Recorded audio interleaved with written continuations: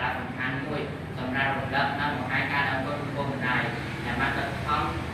ចិញ្ចឹមបីបាច់ថែរក្សានិងអប់រំកូនដោយក្តីស្រឡាញ់ពីនេះត្រូវបានប្រកបឡើងជាច្រើនប្រទេសក្នុងពិភពលោកនិងដើម្បីលើកតម្លៃសេចក្តីស្រឡាញ់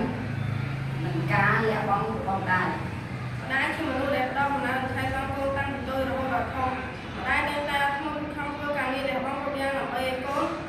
មានអនាគតល្អទោះបីជាមានការលំបាកយ៉ាងណាក៏ដោយម្ដាយផ្ដល់ក្តីស្រឡាញ់និងការថែទាំដោយមិនរំពឹងការតបស្នងនៅថ្ងៃទី2ម្ដាយកូនតែងជាការដំណឹងដំណើរជួយដាច់និងនិយាយពេលថាកូនស្រឡាញ់ណាស់នឹងសំពះអរគុណដើម្បីបង្ហាញពីក្តីគោរពកូនរបស់កូនតែស្ដាប់បង្កប់បណ្ដាញនិងជួយការងារផ្ទះជានិច្ចមិនមែន